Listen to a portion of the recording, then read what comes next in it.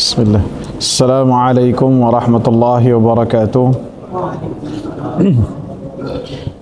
Innal hamdalillah nahmaduhu wa nasta'inuhu wa nastaghfiruh wa na'udzu billahi min shururi anfusina wa sayyiati a'malina.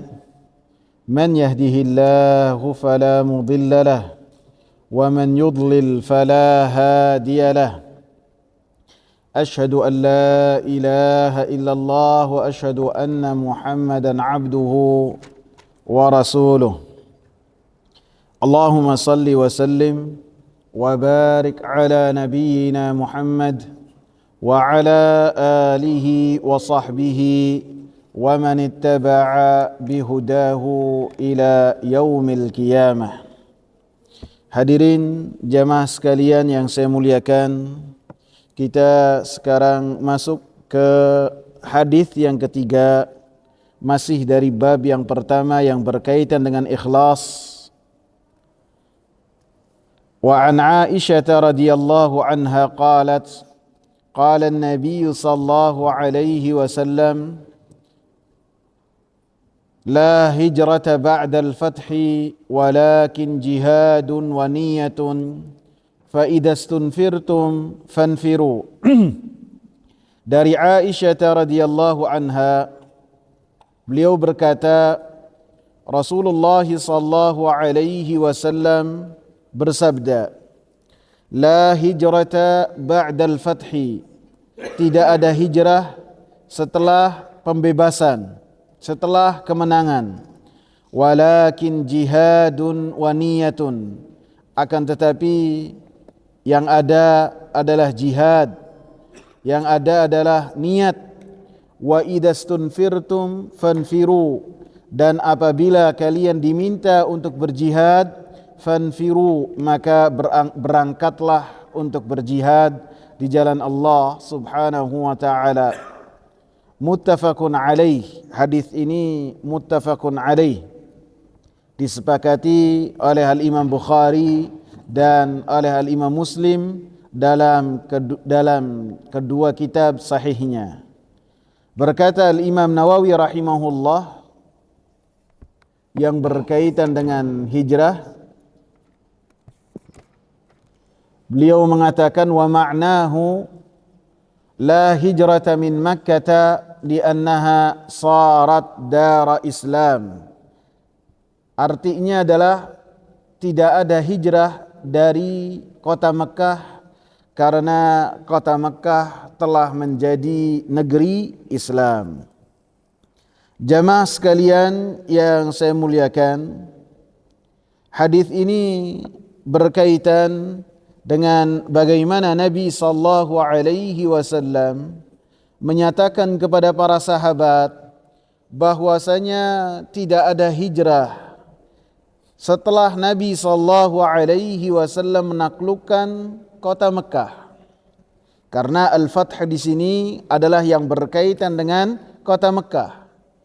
Sehingga tidak ada hijrah yang artinya kaum muslimin meninggalkan kota Mekah dalam rangka bertakwa kepada Allah subhanahu wa ta'ala dan menjaga agamanya, keluar dari kota Mekah untuk hal tersebut, maka tidak ada lagi setelah Rasulullah sallallahu alaihi wasallam berserta dengan para sahabatnya menaklukkan kota Mekah.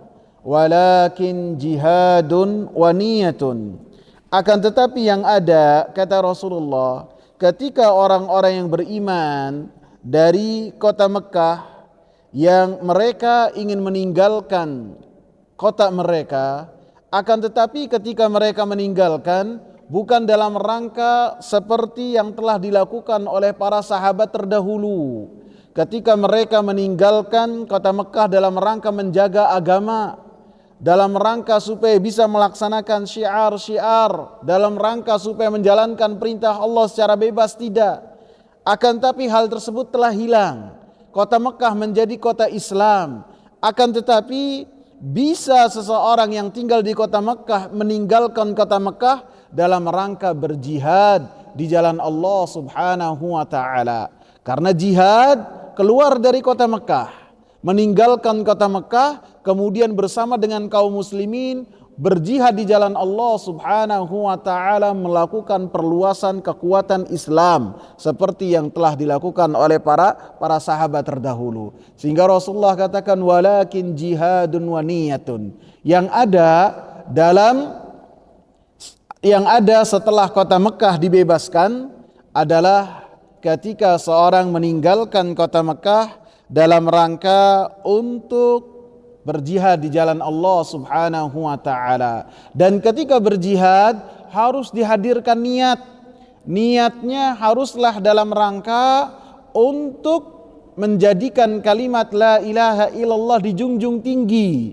Baik dijunjung tinggi oleh orang yang berjihad di jalan Allah Subhanahu wa taala ataupun dijunjung tinggi oleh seluruh manusia. Sehingga niat tersebut berpengaruh bagi orang yang berjihad di jalan Allah Subhanahu wa taala. Dan Rasulullah sallallahu alaihi wasallam katakan, dan termasuk juga dari jihad fisabilillah adalah ketika sebagian kaum muslimin meninggalkan kota Mekah dalam rangka menuntut ilmu, dalam rangka menyebarkan agama Islam. Bagi mereka yang mencari hadis menuntut ilmu, maka bisa meninggalkan kota Mekah dalam rangka bukan benci terhadap kota Mekah, bukan dalam rangka enggan untuk tinggal di kota suci, bukan, akan tapi dalam rangka mencari hadis, dalam rangka mencari ilmu. Seperti yang terjadi oleh sebagian para tabi'in. Mereka berpindah-pindah dari kota ke kota.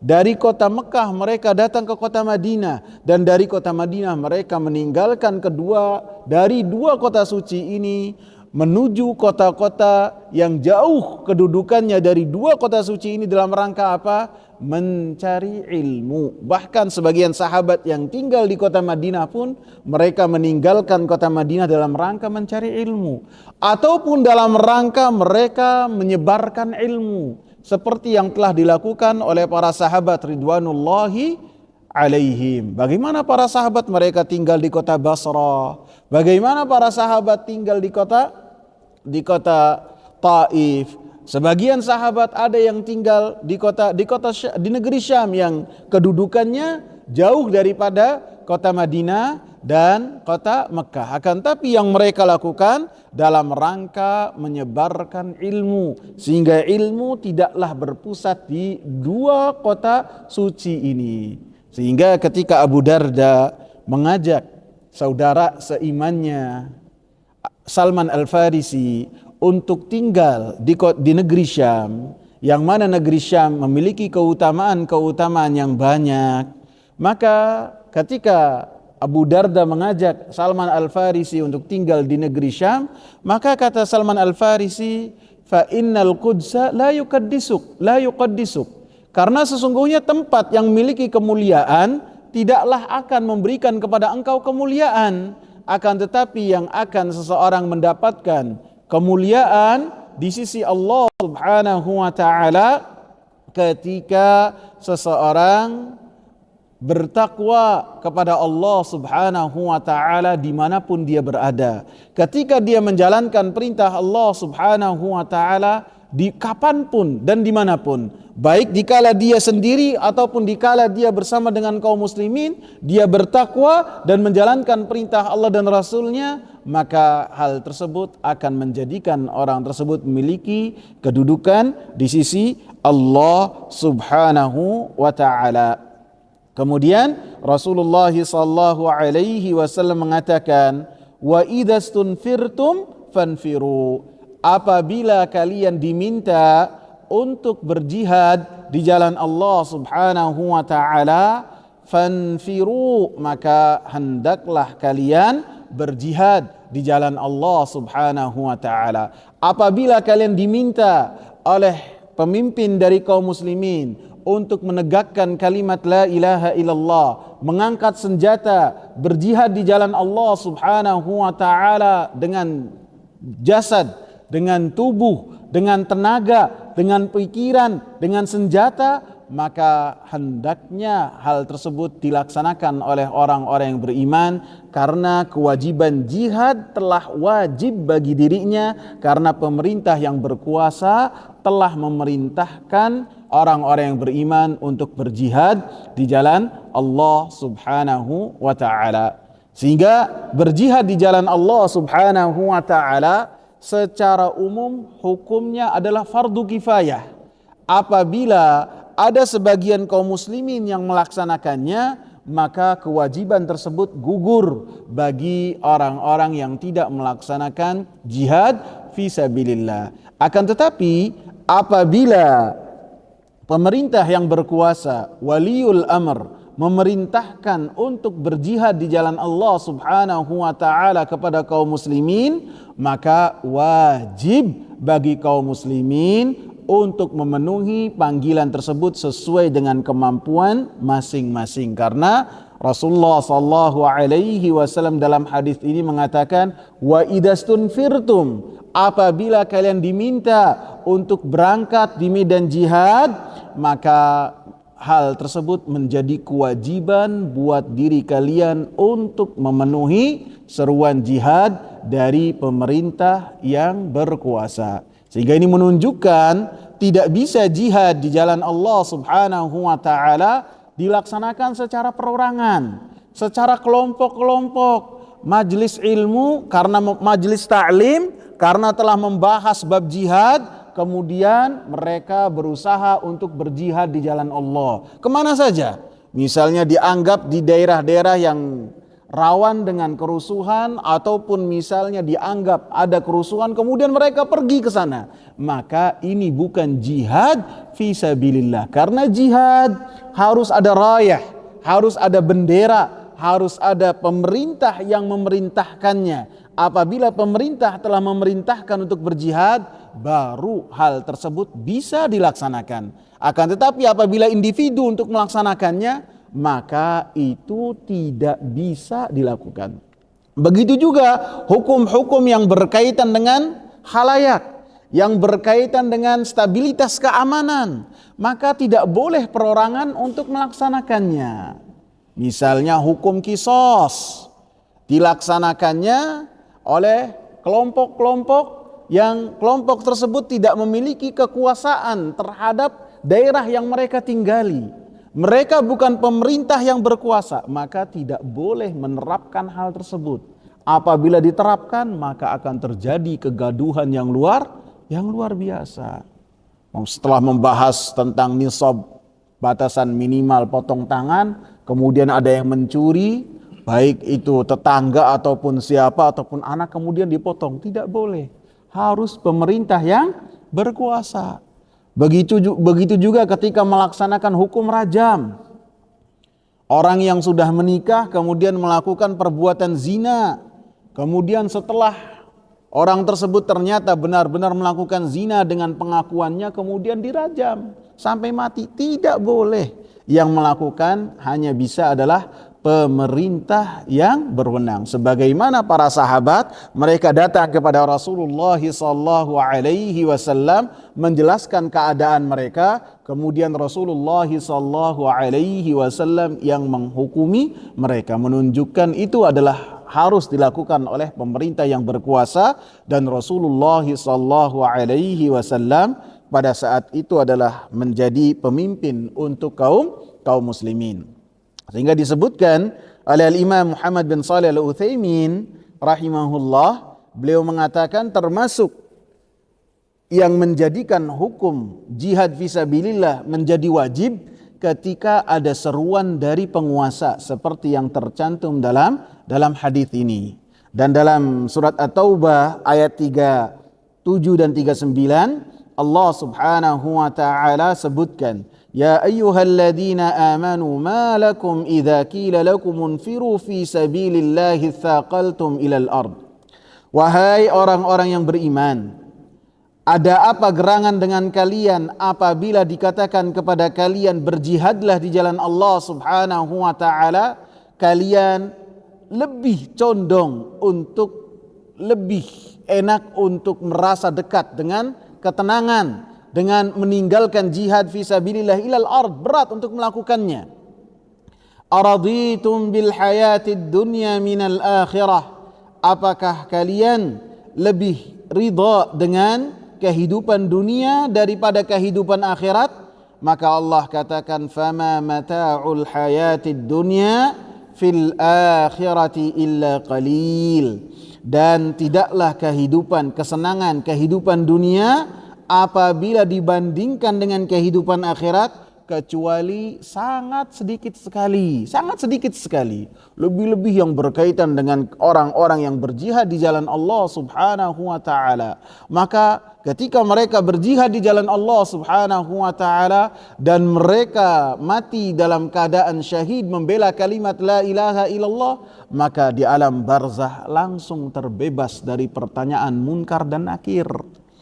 Rasulullah katakan, kafa bi bariqatis suyufi fitnah, cukup bagi mereka itu ketika menghadapi kilatan-kilatan senjata dalam rangka membela kalimat la ilaha illallah sebagai ujian, sehingga tidak dibutuhkan lagi pertanyaan oleh munkar dan nakir dalam alam barzah, dan mereka langsung disiapkan untuk masuk surga.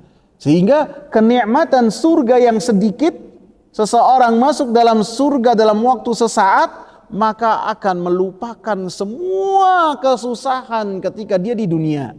Sehingga Rasulullah sebutkan, ketika ada orang yang tidak merasakan kenikmatan sedikit pun ketika di dunia, sangat susah sekali, sangat susah dan menderita ketika hidup di dunia. Akan tapi orang ini memiliki ketakwaan, kemudian dimasukkan oleh Allah subhanahu wa ta'ala ke dalam surga. Dengan sekali masuk saja ditanya oleh Allah, engkau merasa susah? Pernah merasa kesusahan ataukah tidak? Dari engkau lahir di dunia sampai sekarang kau masuk surga, pernah enggak susah? Kesenangan yang sedikit, masuk dia surga dalam waktu sesaat, dia mengatakan tidak pernah. Sedikit, sejenak masuk surga, melupakan semua derita dan kesusahan yang ia rasakan ketika hidup. Sebaliknya, ketika seorang mendapatkan kemewahan dan tidak pernah mendapatkan kesusahan di dunia, semua fasilitas ada, maka ketika dia kemewahan yang ada pada dirinya tidak menjadikan dia dekat kepada Allah, kemudian Allah putuskan dengan keadilannya orang ini masuk ke dalam api neraka, dicelupkan satu kali celupan, ditanyakan kepadanya, engkau pernah merasakan kenikmatan enggak? Dari engkau lahir sampai sekarang pernah enggak engkau merasakan kenikmatan? Dia mengatakan apa? Tidak pernah. Karena apa? Saking azab yang di dalam api neraka ini melupakan dan menghilangkan semua kemewahan dan kenikmatan yang telah dia dapat. Sehingga Allah subhanahu wa ta'ala katakan qalil. Kesenangan dunia apabila dibandingkan dengan kesenangan akhirat sangatlah sedikit. Allah subhanahu wa ta'ala ciptakan rahmat itu 100. Allah subhanahu wa ta'ala bagikan satu rahmat di dunia, sedangkan sisanya 99 rahmat Allah subhanahu wa ta'ala simpan di surga. Sehingga ketika seorang mendapatkan surga, maka faqad faz, kata Allah, maka dia telah sukses, maka dia telah jaya. Illa tanfiru, kata Allah subhanahu wa ta'ala, yu'adzibkum adzaban aliman wa yastabdilkum qauman ghairakum wa la tadurruhu syai'a. Jika kalian tidak mau untuk berjihad di jalan Allah subhanahu wa ta'ala, sedangkan seruan berjihad di jalan Allah subhanahu wa ta'ala telah diseru oleh pemerintah yang berkuasa, yu'adzibkum adzaban alima, niscaya Allah subhanahu wa ta'ala akan mengazab kalian dengan azab yang sangat pedih. Wa yastabdil qauman ghairakum, dan akan menggantikan kaum selain dari kalian. Wala tadurruhu syai'a, dan kalian tidak akan memberikan mudarat kepada Allah subhanahu wa ta'ala sedikit pun. Jadi termasuk keadaan yang menjadikan jihad itu fardu ain bagi kaum muslimin, salah satunya adalah wa idastunfirtum, jika kalian diseru oleh pemerintah yang berkuasa untuk berjihad di jalan Allah Subhanahu wa taala. Dikatakan oleh Imam Muhammad bin Shalih Al-Utsaimin rahimahullah, adapun yang kedua, apabila negeri dari kaum muslimin, wilayah dari kaum muslimin dikepung oleh orang-orang yang berusaha memadamkan cahaya Allah Subhanahu wa taala ataupun menghilangkan kalimat la ilaha illallah, maka pada saat itu jihad fi sabilillah berubah menjadi fardu ain buat setiap kaum muslimin yang ada di daerah tersebut. Baik itu orang tua, baik itu anak, apalagi anak muda ataupun perempuan, semuanya diperintahkan untuk berjihad di jalan Allah Subhanahu wa taala. Karena jihad ini, yang jenis yang kedua ini, jihad yang sifatnya defensif, bertahan, dikepung. Maka setiap kaum muslimin yang pada saat itu dikepung diperintahkan untuk berjihad di jalan Allah Subhanahu wa taala sesuai dengan kemampuan masing-masing. Keadaan yang ketiga disebutkan oleh Imam Muhammad bin Shalih Al-Utsaimin rahimahullah adalah apabila seseorang telah sampai ke medan jihad, ke medan pertempuran, kemudian bertemulah dua musuh, kaum muslimin dan orang-orang kufar, bertemu dalam rangka berperang di jalan Allah Subhanahu wa taala. Maka apabila sudah berhadapan demikian, tidak boleh satu pun dari orang-orang yang telah hadir di medan pertempuran tersebut untuk berpaling pulang, meninggalkan jihad fi sabilillah. Karena jihad pada saat itu telah fardu baginya, telah menjadi fardu ain, kewajiban yang menimpa dirinya. Ketika dia belum berangkat dari rumahnya, fardu kifayah. Akan tetapi ketika dia sudah sampai ke medan pertempuran, kemudian dia terlintas di kepalanya untuk balik lagi. Bangunan belum kelar. Apalagi anak-anak gimana? Kadang-kadang ingat demikian. Maka tidak boleh. Pada saat itu tidak boleh meninggalkan medan pertempuran kecuali apabila pertempuran telah usai. Karena meninggalkan pertempuran pada saat itu menjadikan mental kaum muslimin yang ada akan menjadi hancur. Yang sebagian telah bersiap-siap untuk berjihad fisabilillah, kemudian ada sekelompok meninggalkan medan pertempuran tersebut. Maka yang ada dan bersiap menghadapi orang-orang kafir, mentalnya pada saat itu hancur. Dan ini adalah sikap dari orang-orang munafikin. Orang-orang munafikin dalam perang Uhud, mereka ikut bersama dengan Rasulullah sallallahu alaihi wasallam, dipimpin oleh Abdullah bin Ubay bin Salul. Akan tetapi begitu sampai di daerah yang mendekati ke Gunung Uhud, kalau tidak salah namanya Hamra al-Asad, maka mereka berpaling meninggalkan kaum muslimin. Yang tadinya Rasulullah bersama 1.000 pasukan dengan Abdullah bin Salul pulang ke kota Madinah membawa 300, sehingga sepertiga dari pasukannya Rasulullah sallallahu alaihi wasallam hilang. Dan ini adalah sifat orang-orang munafikin. Dan kita diperintahkan untuk menyelisihi sifat dan perbuatan dari orang-orang yang dimurkai oleh Allah Subhanahu wa taala. Dalilnya yang berkaitan dengan dilarangnya kita meninggalkan medan jihad apabila telah ada di medan pertempuran adalah dalam surat Al-Anfal. Allah Subhanahu wa taala katakan, surat Al-Anfal ayat 15 dan 16. Allah katakan, ya ayyuhalladzina amanu idza laqitumul ladzina kafaru zahfan fala tuwalluhumul adbar. Wahai orang-orang yang beriman, apabila kalian telah menemui orang-orang kafir dalam medan pertempuran, fala tuwalluhumul adbar, jangan kalian berpaling meninggalkan medan pertempuran tersebut. Wa man yuwallihim yawma idzin duburahu, siapa yang mereka pada saat itu memalingkan tubuh-tubuh mereka meninggalkan pertempuran, illa mutaharrifan liqitalin, kecuali ketika meninggalkan pertempuran tersebut dalam rangka berstrategi perang. Ada strategi yang akan dia jalankan. Au mutahayyizan ila fi'atin, atau ketika dia meninggalkan medan pertempuran itu dalam rangka dia bergabung ke kelompok yang lain. Faqad ba'a bi ghadabin minallahi wa ma'wahu jahannam wa bi'sal masir. Maka apabila bukan dalam keadaan dua hal ini, maka dia telah mendapatkan murka dari Allah Subhanahu wa taala, dan tempat kembalinya api neraka jahanam, wa bi'sal masir, dan itu adalah sejelek-jelek tempat kembali, karena sebaik-baik tempat kembali adalah surga. Dan ketika seorang melakukan jihad fisabilillah, pada hakikatnya berniaga dengan Allah, dan Allah Subhanahu wa taala janjikan baginya apa? Surga.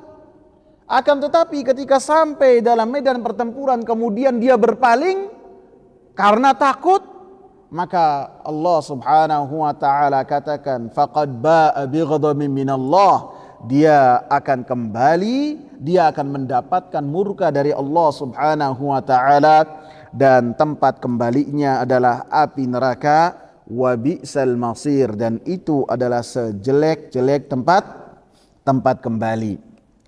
Kemudian yang keempat yang menjadi wajib adalah ketika seseorang memiliki keahlian yang berkaitan dengan jihad fisabilillah yang tidak dimiliki oleh orang lain, maka orang tersebut memiliki kewajiban yang lebih untuk berjihad di jalan Allah Subhanahu wa taala lebih dari yang lainnya. Sehingga dalam 4 kondisi ini jihad fisabilillah menjadi wajib ketika terjadi pertempuran, ketika diperintahkan oleh pemerintah yang berkuasa. Artinya ketika pemerintah tidak memerintahkan, maka tidak ada syariat jihad dengan makna mengangkat senjata. Yang kedua, apabila negeri kaum muslimin dikepung oleh orang-orang kafir. Yang ketiga, apabila seseorang telah hadir di medan pertempuran. Dan yang keempat adalah ketika seseorang memiliki keahlian yang berkaitan dengan senjata ataupun apapun yang berkaitan dengan pertempuran yang tidak dimiliki oleh orang lain, maka menjadi kewajiban yang lebih dari yang lainnya, sehingga fardu ain bagi orang yang keempat ini. Kemudian wa idastunfirtum fanfiru. Dalam hadis ini juga kaum muslimin jamaah yang saya muliakan menunjukkan bahwasanya Rasulullah sallallahu alaihi wasallam memiliki kekuatan dalam memberikan penjelasan. Rasulullah sallallahu alaihi wasallam dalam memberikan penjelasan, maka penjelasannya itu memiliki keistimewaan yang tidak dimiliki oleh selain Rasulullah. Siapapun itu. Di antara kekuatan yang Rasulullah sallallahu alaihi wasallam miliki dalam memberikan penjelasan, susunan katanya itu sangat sedikit, kata-katanya sangat sedikit, akan tetapi jumlah kata yang sangat sedikit ini memiliki makna yang sangat besar sekali, makna yang sangat banyak sekali. Sehingga ini termasuk dari mukjizat yang dimiliki oleh Rasulullah sallallahu alaihi wasallam. Rasulullah sallallahu alaihi wasallam mengatakan, u'titu jawami'al kalim. Saya itu diberi oleh Allah Subhanahu wa taala perkataan-perkataan yang mengumpul.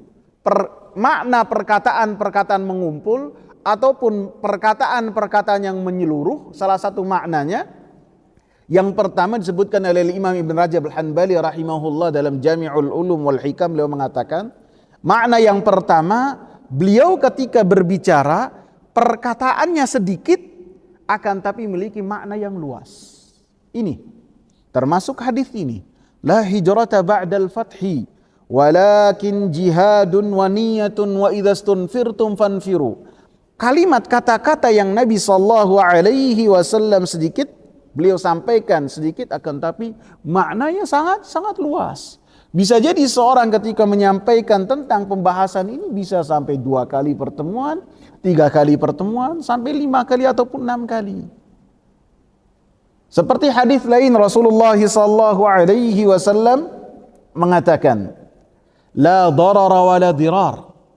Perkataan yang sangat simpel sekali, akan tapi para ulama ketika membahasnya bisa jadi berjilid-jilid dan mereka sangat terkagum-kagum dengan hadis ini.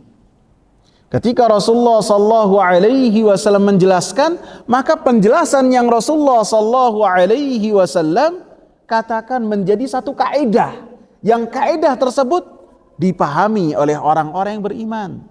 Ketika sebagian orang yang terkadang melakukan perjalanan dengan kapal, dengan laut, mereka datang kepada Rasulullah SAW dan bertanya kepada Rasulullah tentang air laut.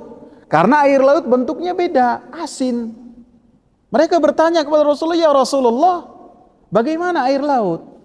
Maka Rasulullah katakan, huwa tahuru ma'uhu wal hillu maitatuhu. Menjadi kaidah. Air laut ini bisa dijadikan sebagai alat untuk bersuci. Sehingga ketika kalian berwudu dengan air laut, maka hadas kalian akan terangkat. Ataupun ketika kalian mandi besar pun, mandi janabah, maka janabah kalian akan terangkat. Menjadi kaidah. Wal hillu maitatuhu. Dan semua bangkai yang ada dari hewan laut, maka itu halal. Sehingga para ulama mengatakan, semua yang ada di laut halal. Selama itu bukan kapal selam. Apabila kapal selam, besi tenggelam, baru itu haram. Adapun hewan mau bentuknya apapun juga, baik itu di daratan menjadi hewan yang haram, apabila itu dari dalam laut, maka ini berkaitan dengan apa yang telah dikatakan oleh Rasulullah SAW, wal hillu maitatuhu. Apa yang ada di dalam laut itu halal, bisa dimakan. Sehingga ini adalah perkataan Rasulullah SAW yang menunjukkan bahwasanya Rasulullah SAW ketika berbicara, perkataan Rasulullah SAW susunan hurufnya itu sangatlah sedikit sekali, akan tetapi makna dari huruf-huruf yang disebut oleh Rasulullah SAW sangatlah banyak sekali. Rasulullah SAW ketika khutbah, baik itu khutbah Jumat ataupun khutbah yang lainnya, maka ketika Rasulullah menyampaikan sangat singkat sekali. Akan tetapi apa yang disampaikan oleh Rasulullah SAW dengan ungkapan yang singkat ini memiliki makna yang sangat padat sekali. Ini bedanya. Beda dengan sebagian kita pada zaman sekarang. Ngomongnya 2 jam, akan tetapi apabila diringkas itu hanya 2 huruf saja. Iya ataupun tidak. Benar enggak? Enggak, Rasulullah enggak. Ngomongnya sedikit, maknanya panjang sekali, lebar sekali. Dan setiap generasi yang dekat dengan Rasulullah SAW, maka perkataan-perkataannya lebih sedikit daripada perkataan-perkataan generasi yang sesudahnya. Akan tetapi generasi yang perkataannya sedikit ini, makna dari ucapannya lebih dalam dan lebih berpengaruh daripada generasi-generasi yang sesudahnya. Kalau antum bandingkan perkataannya Abu Bakar dengan perkataannya Abdullah bin Abbas, lebih banyak mana? Lebih banyak mana? Abdullah bin Abbas. Tidaklah ada satu kitab yang membahas ilmu dengan cara pemahaman salaful ummah dengan membahas hadis-hadis kecuali di dalamnya ada berkata Abdullah bin Abbas. Tidaklah membahas ayat kecuali ada berkata Abdullah bin Abbas. Akan tapi siapa yang meragukan keilmuan dari Abu Bakar? Siapa? Nggak ada. Orang yang paling alim dari umat ini Yang paling alim adalah Abu Bakar As-Siddiq radhiyallahu anhu, As-Siddiqul Akbar. Sehingga dikatakan oleh Al-Imam Syekhul Islam Ibnu Taimiyah rahimahullah, orang yang paling tidak pernah menyelisihi perkataan, perbuatan dan sikapnya dengan apa yang telah dibawa oleh Rasulullah sallallahu alaihi wasallam hanya satu orang, Abu Bakar As-Siddiq. Tidak pernah menyelisih sesuai dengan apa yang telah dibawa oleh Rasulullah sallallahu alaihi wasallam. Rasulullah dikuburnya bagaimana? Beliau yang tahu. Rasulullah wafat mau dikubur di mana? Beliau yang tahu. Rasulullah sallallahu alaihi wasallam apabila meninggal dunia tidak memberikan warisan kepada ahli warisnya. Abu Bakar yang tahu. Yang lainnya apa? Tidak tahu, menunjukkan bahwasanya Abu Bakar adalah sahabat yang paling alim walaupun perkataannya lebih sedikit. Abdullah bin Abbas apabila dibandingkan dengan perkataan-perkataan para tabi'in, maka perkataan para tabi'in itu lebih banyak daripada perkataannya Abdullah ibn Abbas. Bahkan perkataannya Abdullah ibn Abbas apabila dibandingkan dengan perkataan muridnya Al-Imam Mujahid dalam kitab-kitab tafsir, bisa jadi perkataan Al-Imam Mujahid 2 kali lipat, 3 kali lipat dari jumlah perkataannya Abdullah ibn Abbas. Sehingga ketika ada orang yang pandai pandai berretorika, pandai berorasi, bukan dia itu orang alim, bukan. Orang alim itu ketika seorang menyampaikannya itu sesuai dengan perkataan para ulama. Ketika menjelaskannya sesuai dengan apa yang dipahami oleh para sahabat ridwanullahi alaihim. Sehingga yang mengetahui orang alim itu apakah seorang orang alim ataukah bukan, maka itu orang alim, karena orang alimlah yang paling mengetahui mana orang alim mana bukan. Sehingga dari hadis ini ada mukjizat yang sangat besar yang tampak dalam hadis ini, yaitu perkataan Nabi sallallahu alaihi wasallam yang sangat sedikit akan tetapi memiliki makna yang sangat banyak sekali. Ini makna yang pertama dari makna wa u'titu jawami'al kalim. Saya mendapatkan dari Allah Subhanahu wa taala perkataan-perkataan yang terkumpul. Makna yang kedua, bahwasanya Nabi sallallahu alaihi wasallam memahami semua dialek orang-orang Arab pada zaman itu. Dan ini termasuk mukjizat. Karena tidak ada yang mampu menguasai semua bahasa Arab kecuali seorang Rasul dan seorang Nabi. Sehingga Imam Syafi'i mengatakan tidak ada orang yang lebih fasih daripada Nabi sallallahu alaihi wasallam. Ketika cara mengucapkan, cara menyampaikan, dan ketika cara berbicara, begitu juga ketika seseorang datang kepada Nabi sallallahu alaihi wasallam dengan masing-masing logat, maka Nabi sallallahu alaihi wasallam mampu memahaminya dan menjawab dengan jawaban yang serupa. Dalam hadis, akan tapi hadisnya ada koreksi sedikit dari para ulama ketika ada seorang datang kepada Rasulullah sallallahu alaihi wasallam dengan dialek pedalaman Yaman, laisa min birri siyamin fi safarin, maka Rasulullah sallallahu alaihi wasallam mengulangnya, laisa min birri siyamin min safarin. Ketika orang ini berkata kepada Rasulullah, ya Rasulullah, bukanlah dari kebaikan ketika seorang melakukan perjalanan kemudian dia berpuasa, maka Rasulullah sallallahu alaihi wasallam menjawabnya dengan menggunakan dialek yang digunakan oleh orang tersebut. Padahal Rasulullah sallallahu alaihi wasallam bukanlah orang yang suka bepergian. Walaupun Mekah ini pusat peradaban keagamaan orang-orang Arab, akan tapi dengan hal itu bahasa Arab di sana tidaklah terjaga. Penyakit lebih berkumpul di kota tersebut pada saat itu.